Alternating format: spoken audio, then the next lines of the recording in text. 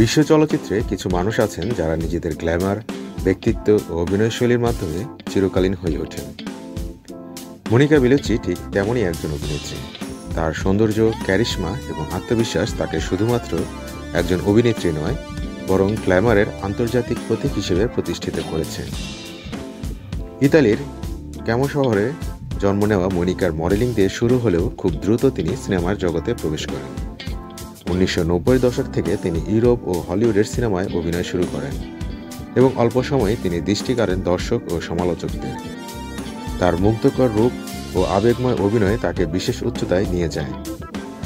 মনিকার Glamour কেবল বাহ্যিক সৌন্দর্যে সীমাবদ্ধ নয়, তিনি যে ধরনের চরিত্রে অভিনয় করেছেন তা তাকে একজন শক্তিশালী অভিনেত্রী হিসেবেও তুলে ধরে।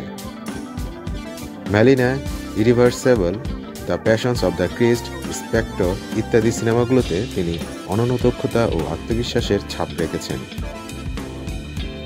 বিশেষ করে সৌন্দর্য প্রতিযোগিতা, ফ্যাশন শো ও ম্যাগাজিন কভারে নিয়মিতই দেখা গেছে তাকে। তবে তিনি কখনোই কেবল সুন্দরী হয়ে থাকতে চাননি।